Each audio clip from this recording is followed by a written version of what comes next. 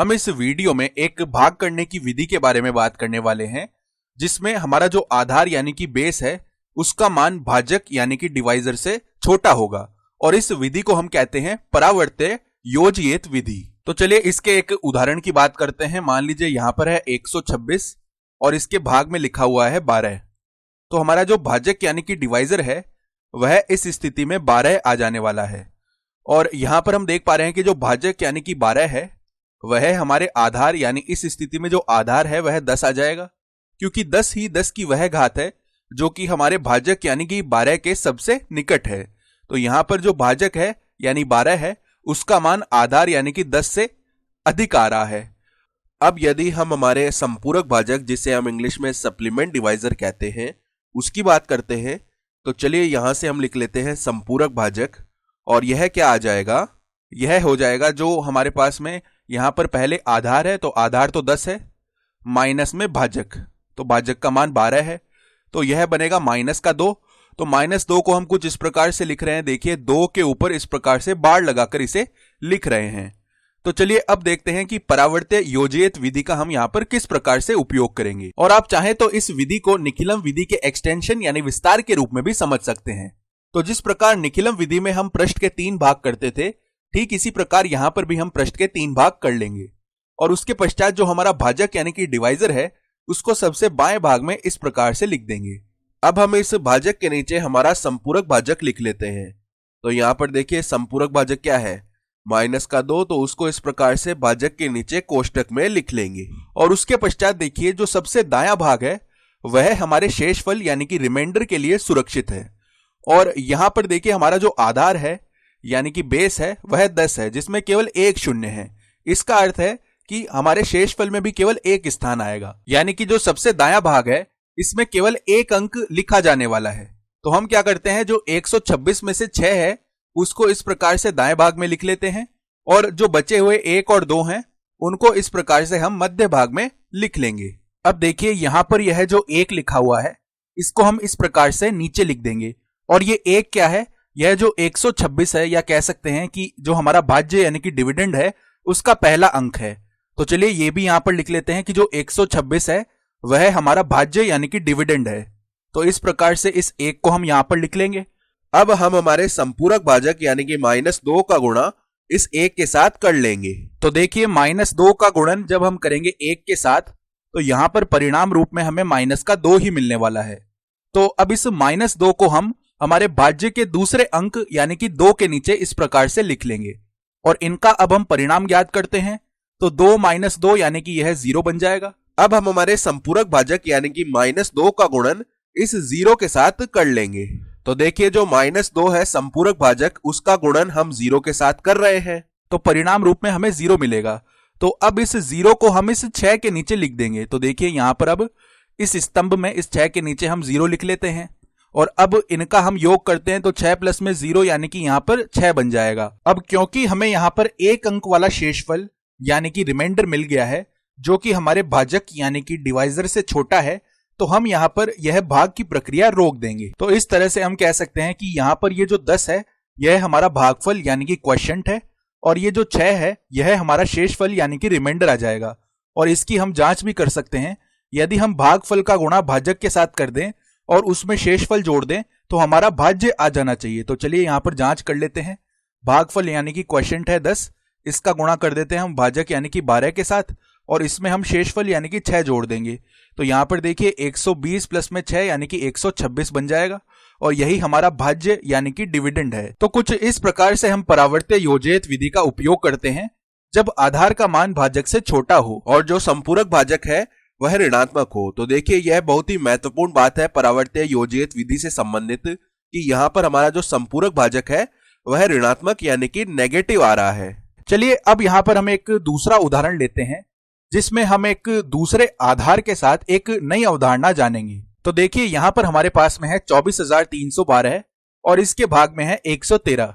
तो यदि हम इसके लिए आधार यानी कि बेस लिखते हैं तो वह 100 आ जाने वाला है। तो इस प्रकार से 100 लिख लेते हैं और इसके पश्चात यदि हम इसके लिए संपूरक भाजक यानी कि सप्लीमेंट डिवाइजर की बात करते हैं तो वह देखिए क्या आ जाएगा।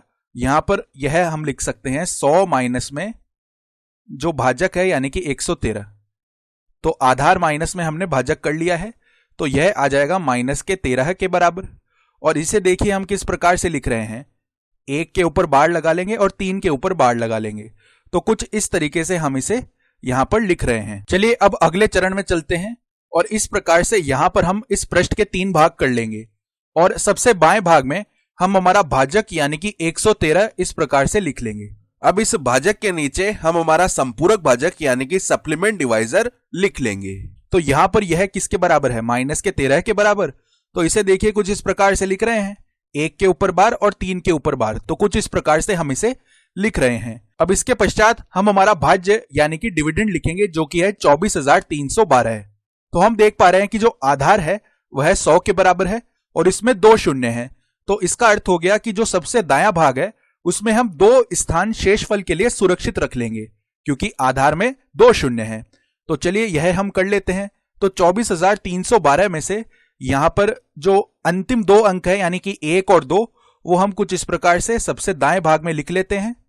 और जो बचे हुए अंक हैं यानी कि 2, 4, 3, उनको हम इस प्रकार से मध्य भाग में लिख लेते हैं।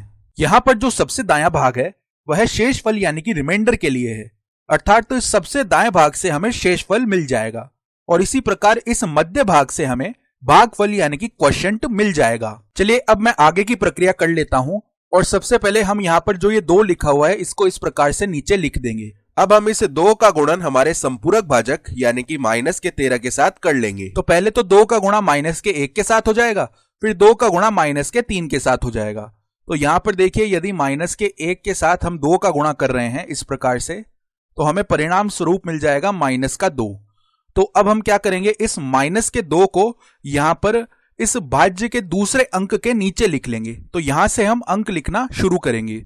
तो देखिए जो दूसरा अंक है भाज्य का वह 4 है, तो इसके नीचे हम इस प्रकार से ये जो -2 है वह लिख लेते हैं।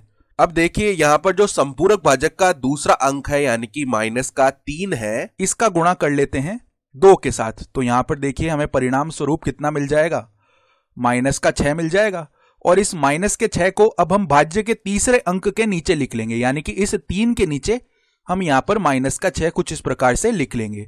अब देखिए यदि हम 4 और -2 का योग करते हैं तो हमें परिणाम स्वरूप कितना मिलेगा, 4 - 2 यानी कि यह 2 बन जाएगा। और अब इसके पश्चात देखिए यह जो हमारे पास में 2 आया है इसका गुणा करेंगे हम हमारे संपूरक भाजक से। तो पुनः देखिए 2 का गुणा -1 से होगा तो हमें -2 मिलेगा, और 2 का गुणा जब -3 के साथ होगा तो हमें -6 मिलेगा। तो पहले जब हम इस 2 का गुणा -1 से कर रहे हैं तो जो -2 मिल रहा है, अब उसे हम कहां पर लिखेंगे, उसे हम इस भाज्य के तीसरे अंक के नीचे लिख देंगे। तो यहां पर देखिए इस प्रकार से हम -2 लिख देंगे, और जो हमें -6 मिलेगा जब हम 2 का गुणा -3 के साथ करेंगे, उसको हम इस भाज्य के चौथे अंक के नीचे लिख देंगे। यानी यहां पर जो ये 1 है इसके नीचे हम उस -6 को इस प्रकार से लिख देंगे। अब इतना काम होने के पश्चात देखिए आगे हम क्या करने वाले हैं, यहां पर अब ये जो हमारे पास में तीसरा स्तंभ है इनका हम योग कर लेते हैं सभी अंकों का। तो देखिए 3 - 6 -2, तो हमारे पास में यह आ जाएगा -5, जिसको हम इस प्रकार से 5 के ऊपर बार लगा करके लिख देंगे। अब यदि हम इस -5 का गुणन संपूरक भाजक के अंकों के साथ करते हैं, तो पहले तो देखिए यहां पर जो संपूरक भाजक का अंक है -1, उसका गुणा हम कर देते हैं -5 के साथ। तो हमें परिणाम स्वरूप मिल जाएगा यहां पर 5।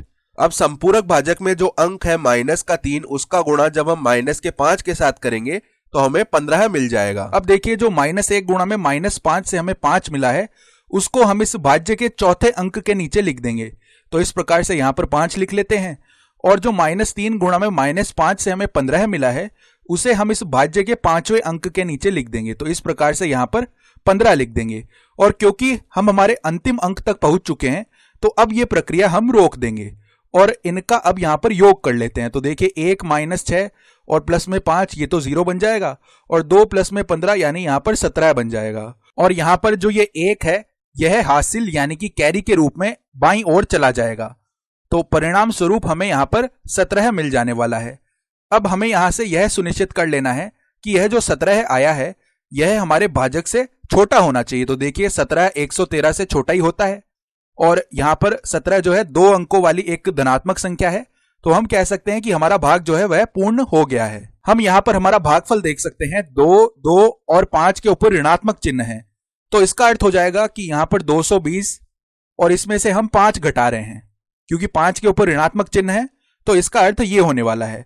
तो जब 220 में से हम 5 घटा लेंगे तो इसके परिणाम में हमें 215 मिल जाएगा। तो इस प्रकार से हम लिख लेते हैं। अतः हम कह सकते हैं कि 215 तो हमारा भागफल यानी कि क्वोशिएंट है, और 17 जो है वह हमारा शेषफल यानी कि रिमाइंडर है।